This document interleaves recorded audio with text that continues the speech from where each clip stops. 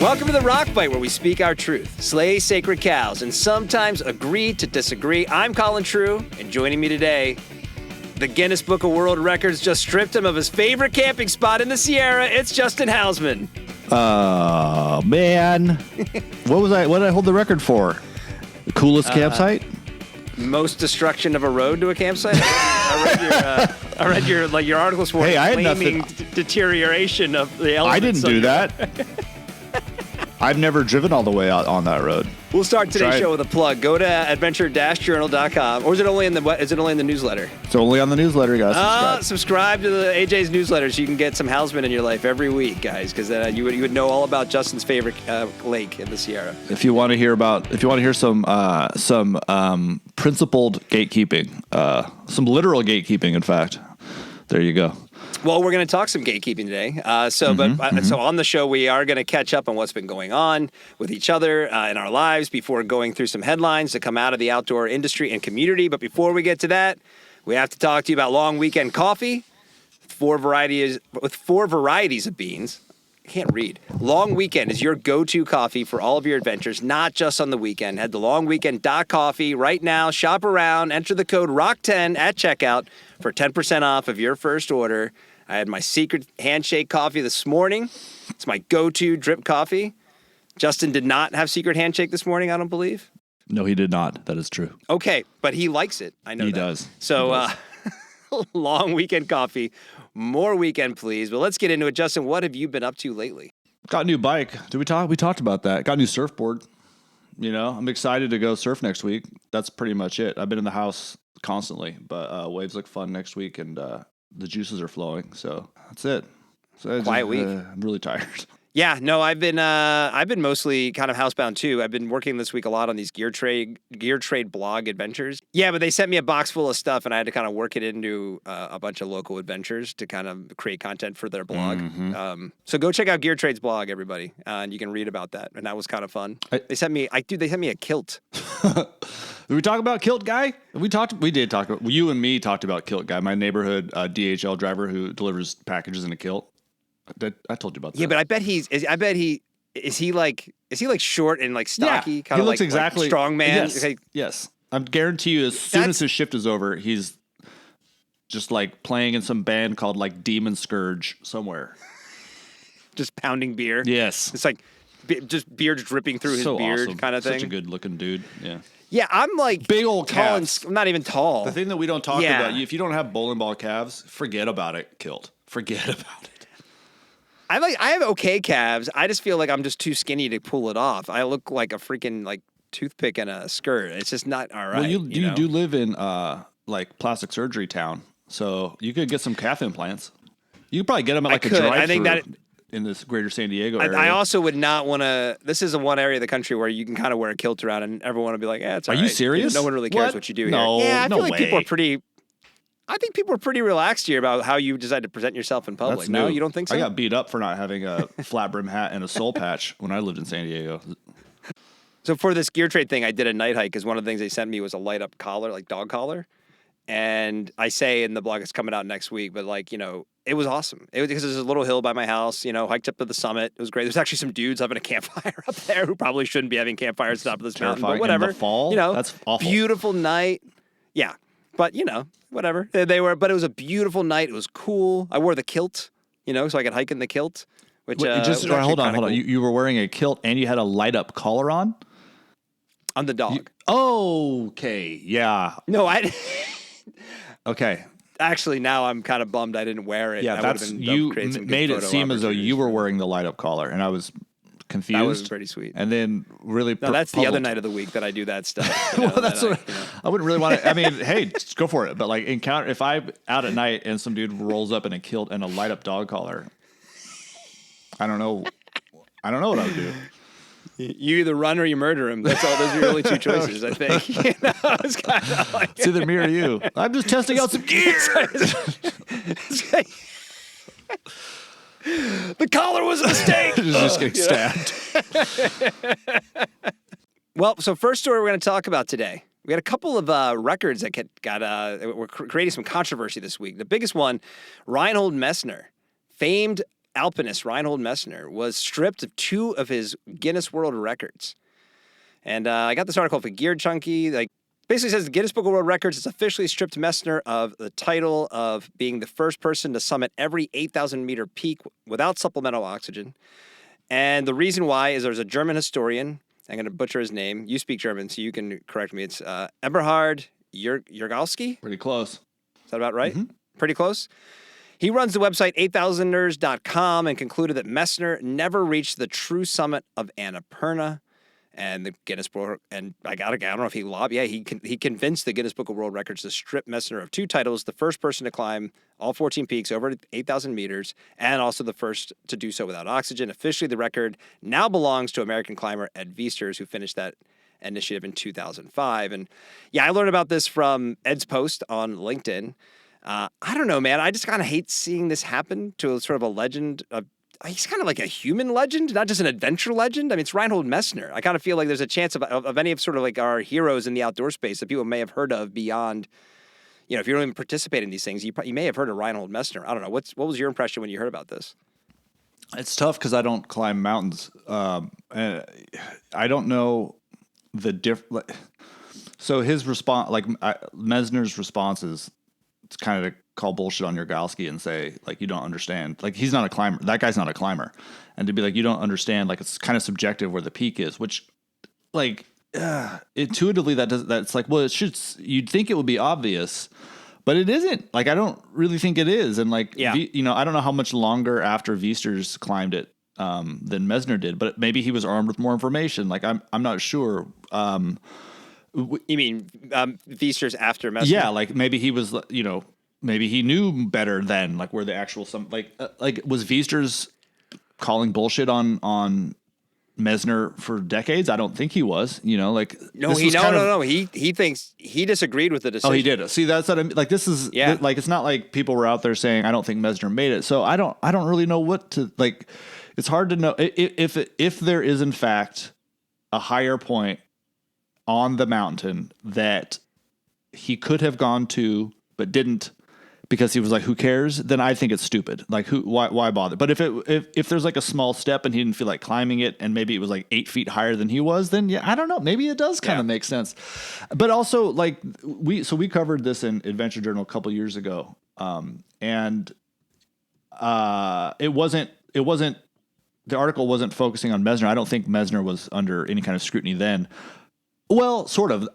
Basically, there's presumably Jurgalski is involved in the same organization, but there's someone who's interested in mountaineering who started to look really closely into, I'm guessing photos or maybe accounts or, again, I'm not really sure how they are able to document exactly where they are when they say that they're on the summit. I'm not sure how that works. Mm-hmm. But this guy basically made the claim that it's possible that no one's climbed to the peak of any of these mountains because it's kind of hard to tell when you're on them where the actual highest point is. Does that matter? I don't know. I mean, I find it hard to believe that somebody like Messner would have. He obviously thought he was at the summit, right? Like, there's no way a guy like that is like, I don't know if I can make it to whatever that is. I'm not even going to bother. Fuck it. Like, he wouldn't have done that. So, like, it seems kind of arbitrary to me, really. But I can see why I can see why an alpinist would care, right? Like there's something very deeply pure about this sort of thing, and you're either on the top or you're not. So I can definitely. I mean, I feel like we've probably all had a situation to where we're scrambling up something or we're hiking somewhere, and we're like, I'm gonna see this trail out, or I'm gonna get into this little valley or whatever it is, and you decide not to for some reason, right? Like the weather moves in, you're tired, your ankle hurts. And it's like crushing, and it's like a tiny version of like someone who paid $1 million to go climb Everest, and they have to turn around before they get like, we've all been in that place where you're like, you really don't want to turn around, but you feel like you should. I feel like that kind of thing nags at you and eats at you, and there's no way Messner has been living like that for like decades, knowing that he didn't quite make it to the top of Annapurna. Like, he would have gone back. Like, so I think it's an arbitrary thing in this situation. I don't think it makes much sense, but I do think that going forward, there probably is something to be said for having some sort of established, I don't know how you would do it, with some kind of really high tech GPS system that's like, this is officially the absolute tip top peak. Yeah. I mean, how many people climb Everest and like they're like 6 inches below somebody else? Does that matter? Like, who cares? I mean, I imagine at this point there's so many people go up there, they take turns going up. But I mean, if I got to that point, I wouldn't say like, well, I didn't quite make it. Yeah, I'd be like, no, I was that's there. the other part. Is it's like if say the I don't know how tall Annapurna is. Say it's 28,675 feet, right? If you go 28,672, did you not summit it? Like I don't know. These are I think these are interesting questions. I think it's kind of stupid, but I do think it's an interesting question. Well, so in the U.S., like we have all the USGS, kind of markers usually on the top of any sort of, peak of at least notable peaks, right? So if you go up Whitney and you don't put your foot on that marker, did you go to the summit of Whitney? I guess that turn the question around. I mean, I would say yes, but I would say yes too. But I don't like. There's. I think it's splitting hairs. I think so. Messner finished his initiative in 1986. Viesters did his and finished in 2005. Well, I mean that's a big gap. Like it's entirely possible he had some other information. I am very curious to know how it is that Viesters, like what did Viesters do different? Like did he take a picture in a different place? Did he have a GPS location in a different place? Like how do we know he was not in the same place that Messner was? Like do they talk about it? Do they describe it to each other? Well, here's what my peak looked like. Oh, that wasn't where I was. Like I don't know. I'm sure all that I'm sure we could find all that. I'm sure Eberhard Yergowski probably has some of that data. Otherwise, why are you? I just kind of curious why you're picking this fight. I mean, Viester's statement, which I thought was interesting, was he wrote on LinkedIn, lots of controversy in the media currently regarding who climbed all of the 14 8,000 meter peaks first. Discrepancies over arriving at the actual and highest points on these peaks, which can be like splitting hairs. Some of the lower summits are obvious, and some people choose these points to stop at. Some of the summit ridges are like long dragonbacks and have multiple points, all within several feet in altitude of each other. And I think Annapurna is one of those that's kind of like that. Yeah. And before accurate GPS surveys, it was a matter of judgment to decide what was the highest point. And he goes on to say, I truly believe that Reinhold Messner was the first person to climb all 14 8,000ers and should still be recognized as having done so. And I think that kind of goes to your point, right? It's like, it was the 70s and the 80s. They didn't have any kind of accurate information. At some point, they probably had to go, well, I think we're here, know? Yeah, and they shouldn't be faulted for that. I mean, it doesn't. I don't. There's these. There's like a run that people like to do in San Francisco where you run along the waterfront and you get as far as you can to where the land kind of peters out at an old military base called Fort Point, and there's at the very end of the pavement, before you just like would run into the sea, there's a fence and there's like a little plaque with these two handprints, and I forget what it's called, like Petey's Prints or something like that. And every asshole tech worker that runs this road every day has to slap them. You gotta slap them. Sure. And like it drives me nuts. Like I'll be sitting there looking at the waves, and it's like, just turn. Why? They'll like wait in line. It's like, dude, just turn around like a foot in front of it. Totally Who gives a shit? I would totally slap the hand. Well, that's what your Whitney thing made me think of. It's like, well, you really got to put your toe on the USGS like disc. No, who cares? That's an interesting point. What's the difference? Because I do see a difference. If I didn't put my toe on the disc, I'd still say I summited Whitney. Although I guess if I saw you turn around without slapping the hands, I might joke about it, but I wouldn't really care, even if I felt like I needed to slap the hands. I think that's kind of like ultimately, what's the point here? What's the intention? Right. I mean, why are we punishing Messner, 30 years after the fact for something that was absolutely incredible for the time at which it happened? Well, there's also people that are just desperate to be like, "Ooh, I found a little factoid. Like here's something that maybe no one's thought of, and like I'm just gonna like build my entire life around it." Well, that's my point. Hey, Yergowski, how about you just save that as your story? Actually, that Messner didn't actually summit. Like, why do you got to go? I cannot Guinness imagine involved? Like contacting. Hey, Guinness. Guess what? Like, they don't. That's the other thing with Guinness. Guinness doesn't know shit. Like watching the Guinness Book of World Records crown. You think this is funny? Try to crown biggest wave ever surfed. Like, at least the mountain's not moving. Yeah. I mean, it's fucking insane. And it's like nobody at Guinness knows. They like appoint a board of surfers. So presumably, well, I guess that could be the case in this situation too. Maybe there's like a bunch of mountaineers that are like, all right, here's what we think. I don't know. But you just made probably the most, I think, salient point here is that like he picked up the phone and said, strip him of the titles. And maybe he didn't sound like that nefarious when he did it, but he I bet he did. It's like me calling, hey, Sierra 100, Hausman didn't touch the disc on top of Whitney. His list doesn't count. Like, what are we doing here? And I think that plays into the next story that I thought was interesting. Colorado's Erin Ton who tried to become the first woman to set the fastest known time for the fastest ascents of all the 14ers in Colorado.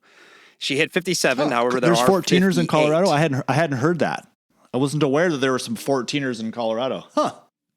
I will happily shit on Colorado and their love for high altitude any day of the week with you. But I mean, but in terms of this story, she went out, she tried to do it. She did it in 14 days and 10 hours. It was the fastest known time. But everyone's picking nits because she did not hit 58. And there's a peak called Culebra Peak, which is on private lands. But the private landowners do have scenarios in which you can climb the mountain.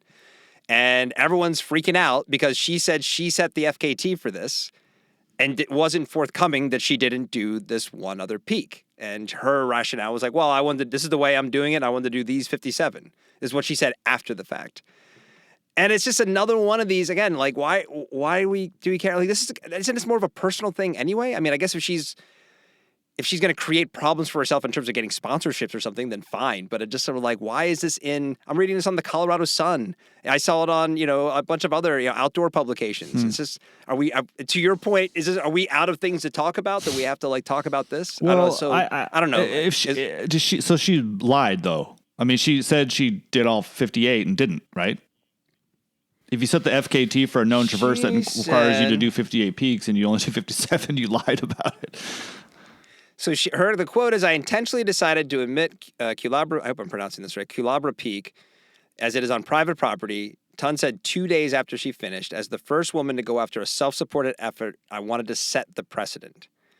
Although she wasn't initially transparent about skipping that remote, privately owned peak in southern Colorado, Ton proudly declared in an Instagram post on July 30th that she had set a new women's self-supported 14er speed record, which is essentially true, given that no one else had attempted such a solo undertaking. Well, all right, sure. Here's okay. I mean, okay, yeah, all right. You're the first to do these particular 12. I don't know. I mean, like, if there's 58, are there really that many 14ers in Colorado? Yeah. All right. So there's 58 14ers. Don't encourage them, man. Don't encourage them. But all right. So all right. Let me think that. So why couldn't you just be? I mean, theoretically, you could set the FKT on any version of that, right? Like I did. I'm the fastest to do this one to this one to this one and to this one and then back to this one and then over to this. No one's ever done that. I mean, I will tell you right now, I'm going to probably just shred my outdoor credibility. I think FKTs are the dumbest fucking thing in the world. I do not remotely care at all. I think it's actually stupid, really. I mean, to be honest with you, like if you want to do like ultra trail running, or whatever, that's cool. I mean, great. And for all, it's stupid that other people care. Do whatever you want. Like if you that's what's stupid. If you think it's really fun to run as fast as you possibly can down the JMT, cool. I mean, that's great. I don't care. But to like the fact that it's covered, like who gives a shit? Like it's also to me antithetical to the point. But that's all. I mean, if you're doing that stuff, you're such like a type A personality that you and I are not going to get along anyway. So like, that's not my world. But if you're going to hike the John Muir Trail, why would you want to do it as fast as possible? Why? What's the why? It's the most you only have 10 days. Beautiful place in the world. The whole point of this shit is to like isolate yourself and enjoy it. And like, why in God's name are you trying to rush through it? That it doesn't make any sense to me. Like I'm actually opposed to the idea of this sort of thing. I mean, like I get like mountain biking or whatever, like getting like a calm or something like that. Sure. That's like a competitive sort of thing. And clearly there are competitive hikers or trail runners, I guess, because usually you're running if you're doing an FKT, even if it's the PCT. I just think it's totally absurd. Like the concept kind of rankles, as you could tell. It kind of ruffles my feathers a little bit. I don't get it. In defense of because I mean, I agree with you about the caring part. I think like, look, if you're a trail runner and that's your thing and you derive the most enjoyment from going in the outdoors because you run, and then this is a way to sort of set a goal and it's not just let's go do another supported race. You want to do something self-supported. I'm supportive of you wanting to do that. And if you want to then have a website, which by the way, Buzz Burrell, who's a kind of famous also Colorado trail runner, started the FKT website, which has been acquired by Outside Inc. or Outside Inc. properties out there. Anyway, just a little jab That'll do it. But now they're going to be profitable. Yeah. That's the thing. What a weird thing to acquire. Yeah. So, but if that's your jam and that's what you want to go do, I actually think it's more it's cooler to say I'm going to go try and do this really interesting FKT self-supported than I'm just going to go run another 100-mile race.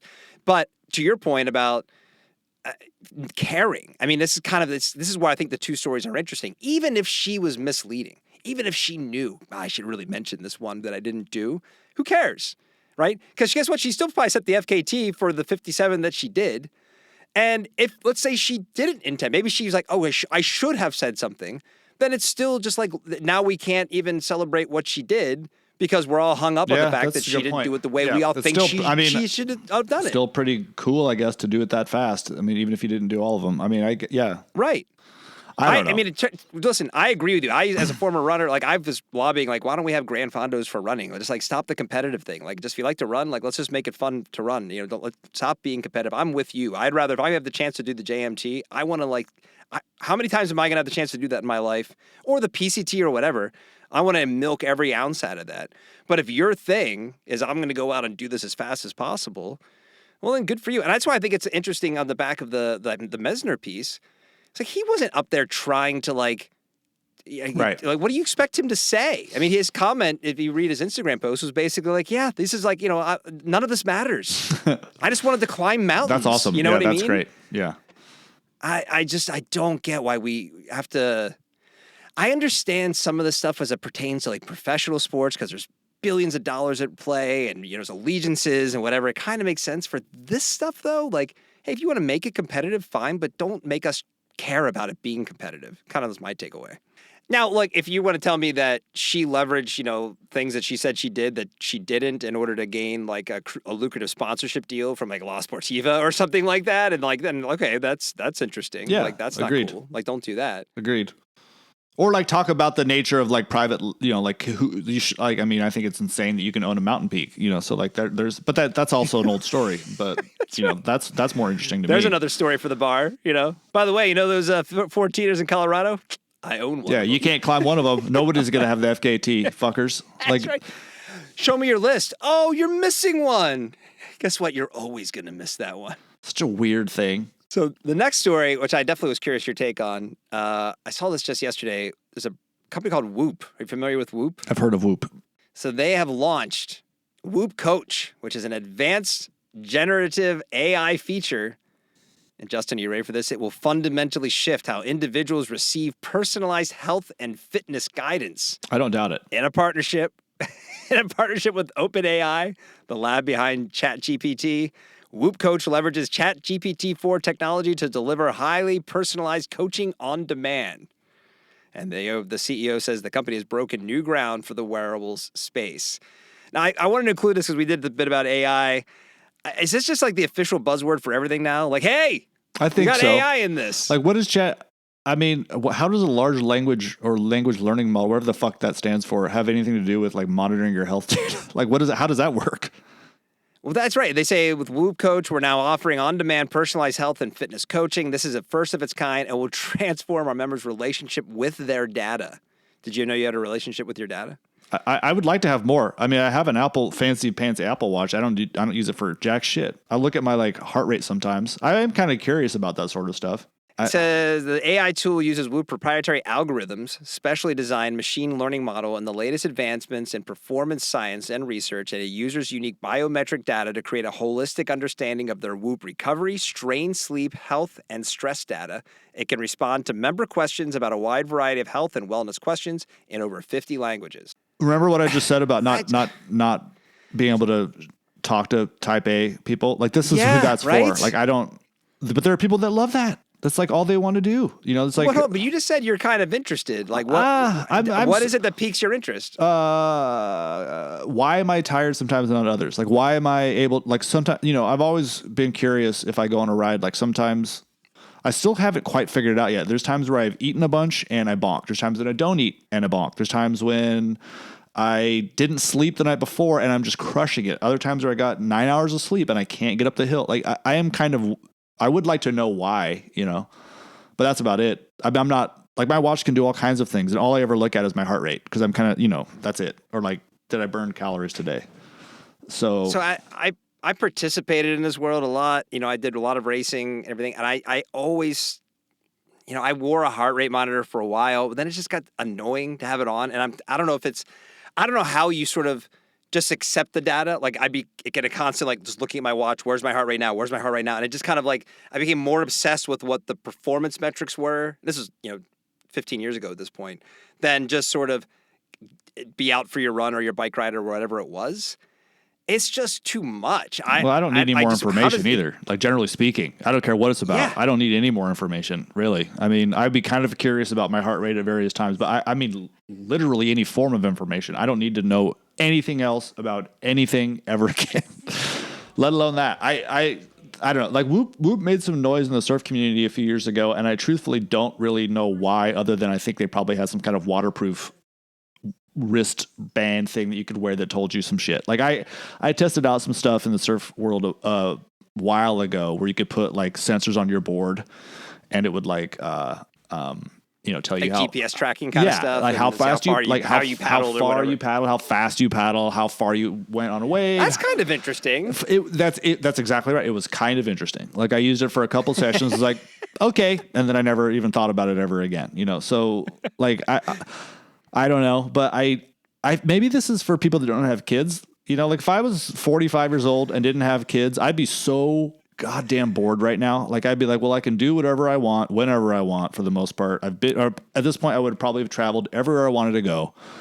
So, well, what's left? You know what? Maybe I'll turn myself into a super person and I would probably just dial in on like VO2 max and like type 2, I don't even remember what that's supposed to mean. Type 2 energy expenditure recovery bullshit and get all ripped and be like, I can fucking FKT everything. Like that's probably what I would do, I guess, because what else are you going to do? That time is maybe what it's at because like I don't know. I just felt like the amount of information is overwhelming, and how you apply that information becomes overwhelming. Now, if you have coaches, like if you're LeBron James and it's like and you're pushing 40 and you have to somehow like maintain peak performance to survive an NBA season because you're getting paid $60 million a year to do so, and you have a team of people who are there to take all this data and say, great, LeBron, you only slept for 7.2 hours last night. I'm going to need you to take a nap, whatever, but. It's just reading that paragraph gave me anxiety, like the amount of stuff it's going to provide me. Well, you know what I mean? Like I'm like, because I want to, because kind of like you, I want to know, but I also am like, but how do I use it? Like, what do I do with it? It's incredible. Like, I get how you could be sitting in a room somewhere and being like, what we could do with AI is like have it read every possible biometric output from a person and tell them all these things, and then like. Sell them on some more stuff that will tell them about what that data means. And they could really go down some rabbit holes of like personal improvement and power. I get how you would be like, here's a product that we can sell. What I don't get is the people that want that because it's like, I think like you're just bored. People are just so fucking bored. It's the FKT people from we just talked about in the last story. That's what I mean. It's like, you're just like, what are you going to, people are just casting about. I need meaning. I need some kind of meaning. Like, I don't know what it is, but maybe it's being super fit. Maybe I'll find meaning in being insanely fit. You're not gonna, but I could, like I get the impulse, I guess. I really do think that that's what so much of this is like, I'm going to find meaning and perfection in this sort of stuff. And maybe I'll live forever. Like, I don't know. And out of outdoor retail news, we talked a little bit about some other stores that are closing. It was kind of big news this week. Dick's is going to close. Dick's Sporting Goods owns Moose Jaw, which is a long-term, long-running outdoor retailer. And they're closing 11 of their 14 doors this week. The Moose Jaw had already been acquired once by Walmart before Dick's bought them just earlier this year. They said, after careful review of our outdoor specialty business, we've decided to form one team that will support operations of Public Lands. Public Lands is the other specialty brand that Dick's operates, and Moose Jaw. Kind of like I mentioned, I think it was just last week about Midwest Mountaineering, or 2 weeks ago, Midwest Mountaineering. This is just, Moose Jaw is one of those stores. It was one of you, if you want to be a cool new brand and make it, you need to be in Moose Jaw. So this is definitely a blow. It definitely continues the trend of dealers closing. Also, Dick's announced this week that they're only going to hire 8,600 seasonal workers, down from 9,000 in 2022. So definitely on the kind of business side of things, where we're definitely, that lull continues in the outdoor industry. Have you heard anything about this? I know it's not technically your world, but I don't know. I guess it just doesn't, it just doesn't surprise me. Like I truthfully don't know what a big giant outdoor retailer offers you anymore. Right. Like I really don't. Like why? Like I assume we'll see REIs close pretty soon. Like, I mean, I go to an REI sometimes if I don't have time to like order something or whatever. But there's always fewer and fewer people in there. I mean, there's lines, I guess, sometimes, but it's rare. You know, like I'm sure they lose money on their brick and mortar stores. I mean, but which to me though is just completely different than like an independent store.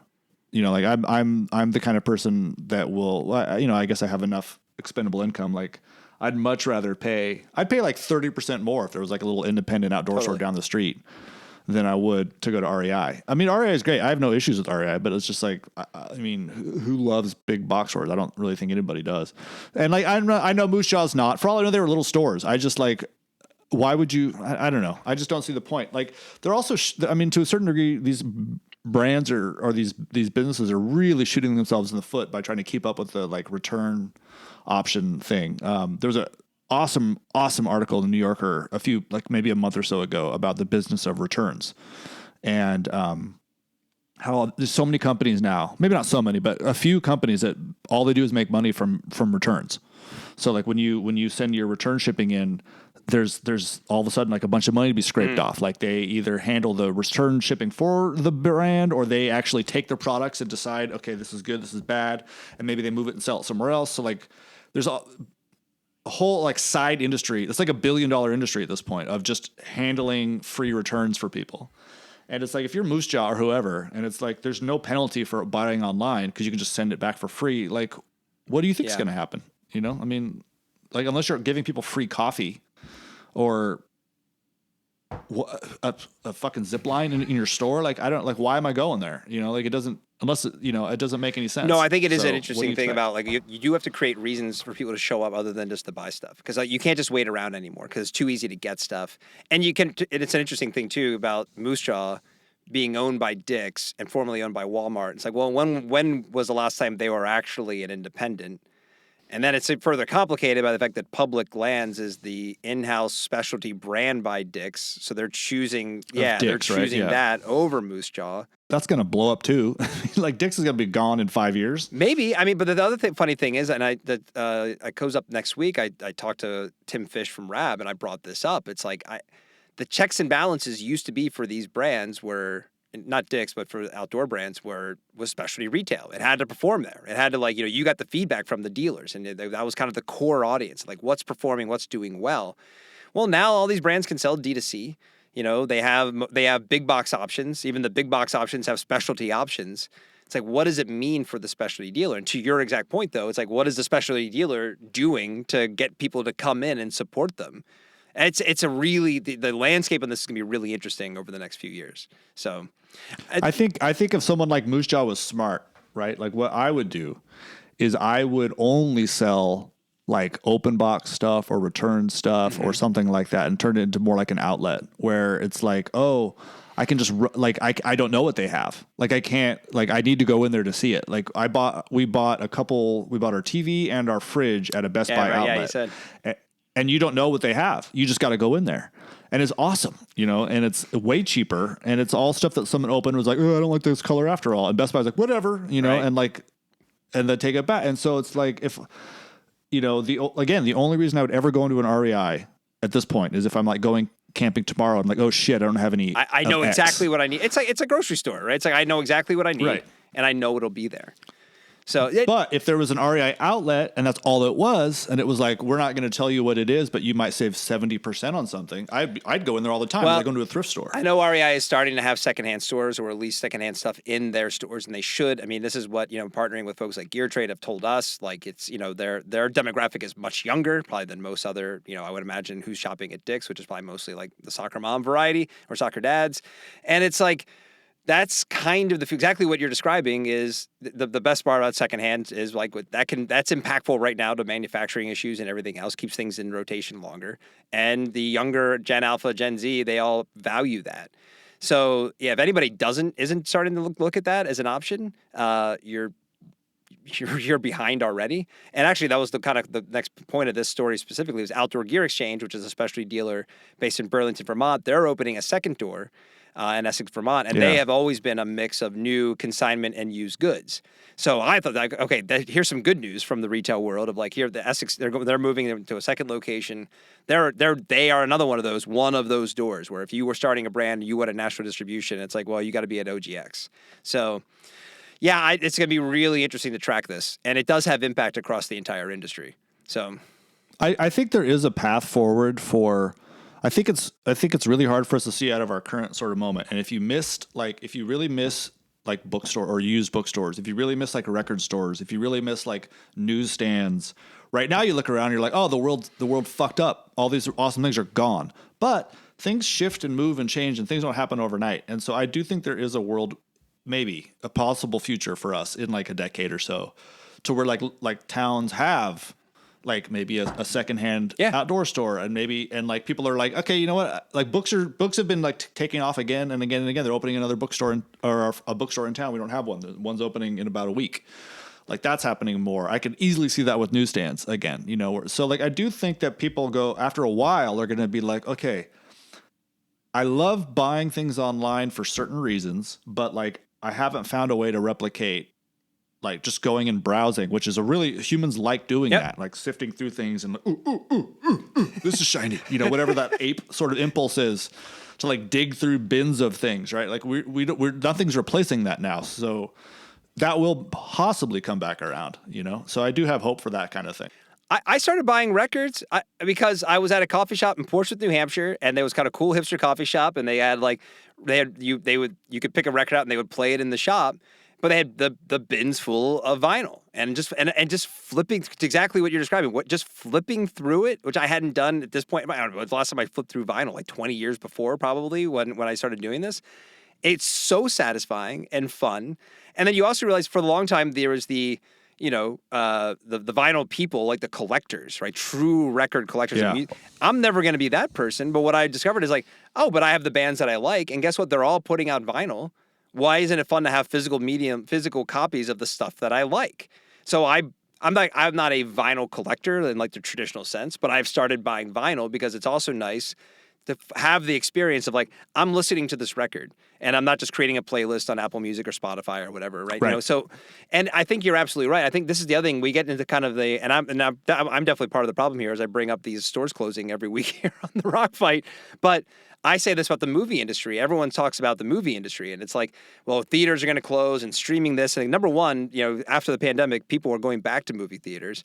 Number two, there will always be some sort of theatrical experience. Maybe it'll be, you know, different than the big megaplex, cineplex kind of thing that we've had for the last 20, 30 years.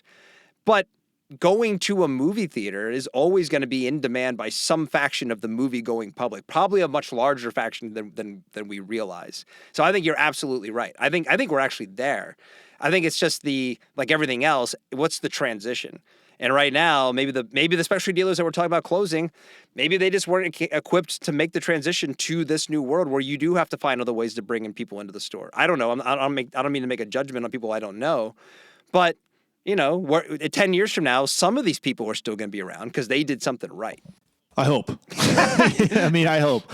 I'm also 45 years old. I remember a world where you could like go into a musty used bookstore and spend an entire day. Right. You know, like young people might not care, so maybe they'll die with us, or already did die. That's and they're not going to come back. I don't know. We're going to die anyway, so yeah. But again, it's fine. It is fine. It's totally fine. But like, I'm never going to shed a tear ever for like, you know, something like Moose Jaw. It's like, you sold to Walmart. Like, if you've been tainted by Walmart, like at this point, fuck off. Like, I don't care. That's a good point. We could have had this eulogy when that happened, frankly. All right, man. Well, we can wrap it up there. Everybody, please wrap it up. Yeah, please take a quick second. Give the Rock Fight a 5-star rating. Subscribe or follow wherever you are listening to this.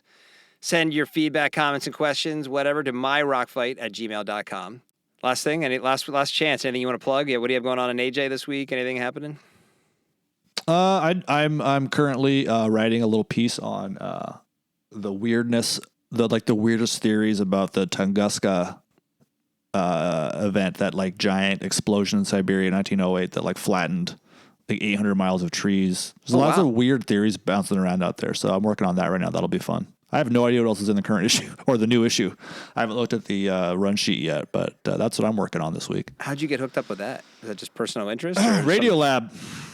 Heard a heard a Good Radiolab episode about one of the theories, which is that a tiny black hole hit the Earth, and that kind of sent me down a rabbit hole of other weird theories about it. Is this going to be the print magazine? Yeah, because I do the Natural Curiosities column in the print magazine. So this is my Natural Curiosities for this issue. Are you learning stuff? Are you gonna have to fly to Siberia? Or are you gonna? Well, no. I'll just do some black hole research here at home. Nice. Yeah, no, I'm super good at research. I don't got to go there. I bet I've carefully cultivated a career of being able to write every article I possibly can from the desk. I don't want to go anywhere. Well, if you need help, the new Whoop AI could probably help you out if you have any questions. I'm sure it could. Yeah. Or just ChatGPT. Hey, what caused it? Was it a black hole? Cool. Thanks. Thanks. Done. It's one paragraph.